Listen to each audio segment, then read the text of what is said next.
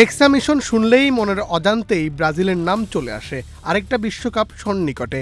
তবে এর আগেই নারী সাব চ্যাম্পিয়নশিপে হেক্সার সুযোগ ভারতের, যেখানে হ্যাটট্রিক শিরোপা জয়ের সুযোগ রয়েছে বাংলাদেশ নারী দলেরও। শনিবার ভারতের গোয়ার জওহরলাল নেহেরু স্টেডিয়ামে বাংলাদেশ সময় সন্ধ্যা 7টায় শিরোপা নির্ধারণী ম্যাচে মুখোমুখি হবে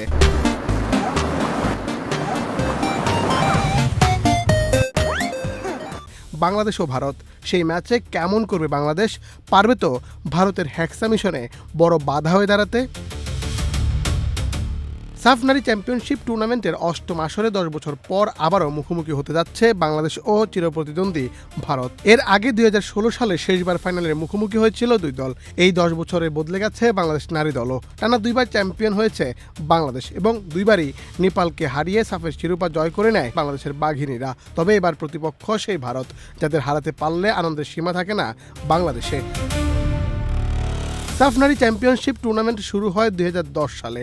এরপর টানা 5টি শিরোপা ঘরে তোলে ভারত। তাদের এই জয়ের ধারায় বড় বাধা হয়ে দাঁড়ায় বাংলাদেশ। সাম্প্রতিক সময়ে এবারের বাংলাদেশ নারী দল কিছুটা পিছিয়ে আছে খেলার মাঠে। মাঠের খেলায় এবার ভারত যেভাবে খেলছে, সেখানে তাদের দুর্বল জায়গায় আঘাত না আনতে পারলে শিরোপা হাতছাড়া হতে পারে মারিয়া মান্ডানার দলের। এর আগে ভারতের বিপক্ষে 3-0 গোলে হারে বাংলাদেশ। এবার সেভাবে দর্শকদের প্রত্যাশাও পূরণ করতে পারেনি দলটি। নেপালকে হারিয়ে ফাইনাল নিশ্চিত করার পর আত্মবিশ্বাস বেড়েছে দলটির। অন্যদিকে দারুণ খেলা ভারত আছে চেনা ছন্দে। টানা দুইবার সাফের শিরোপা ঘরে তুলতে না পারলেও তারা আরও বেশি যেন ক্ষুধার্ত। এখন পর্যন্ত ফাইনালে একবারও হারেনি ভারত। অন্যদিকে ফাইনালে একবারই হেরেছে বাংলাদেশ, তাও প্রতিপক্ষ সেই ভারতই।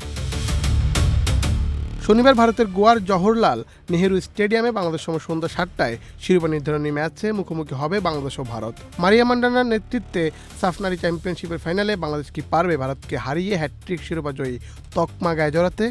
জানিয়ে দিন কমেন্ট বক্সে। মুন্না চন্দ্র দাস, বাংলাদেশ প্রতিদিন।